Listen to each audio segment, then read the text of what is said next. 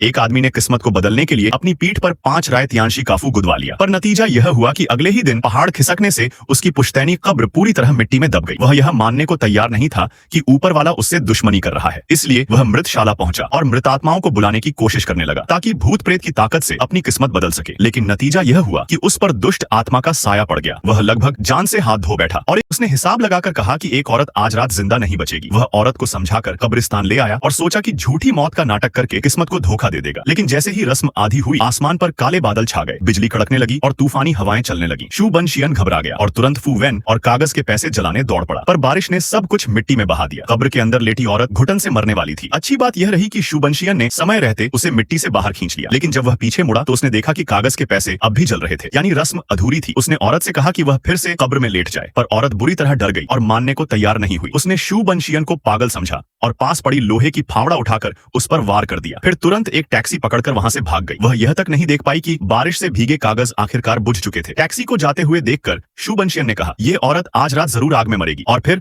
तूफानी बारिश में दौड़ पड़ा। जैसे ही औरत घर पहुंची, उसने फर्श पर पड़ी एक वांटेड नोटिस देखी। अभी वह समझ ही रही थी कि अचानक मिडनाइट बुचर, आधी रात का कसाई, अंधेरे से बाहर आया और उसे कमरे में घसीट लिया। रक्त रंजित खेल शुरू हो गया। औरत को ऊंचे से लटका दिया गया और कसाई अपने औजार चुनने लगा। तभी दरवाजे पर ठक ठक हुई। कसाई ने झिड़ी से झांका। वह एक डिलीवरी बॉय था। बार बार बेल बजने से औरत को मौका मिल गया। उसने मुंह पर लगी टेप फाड़ दी और चीख पड़ी। उसकी चीख से डिलीवरी बॉय डर गया, पर इससे कसाई गुस्से से भर उठा। पहचान छिपाने के लिए उसने बिना देर किए औरत को मौत के घाट उतार दिया। तभी शू बनशियन वहां पहुंचा। अंदर से आई चीख सुनकर उसने दरवाजा तोड़ने की कोशिश की, पर जोर लगाते हुए खुद ही गिर पड़ा। इसी बीच कसाई मौका पाकर भाग निकला। सबको लगा वह अब रुक जाएगा, पर वह नीचे जाकर फिर कत्लेआम करने लगा। लेकिन उसी वक्त पुलिस की गश्ती गाड़ी आ पहुंची। उन्होंने बिना देर किए उसे गोली मार गिराया। यही था वह मिडनाइट बुचर जिसने पूरे हांगकांग को दहला दिया था। उसकी दहशत का अंत हो गया, लेकिन शू बनशियन को पागल समझकर सीधे मानसिक अस्पताल भेज दिया गया। वीडियो यहीं खत्म होता है, फिर मिलेंगे अगले एपिसोड में।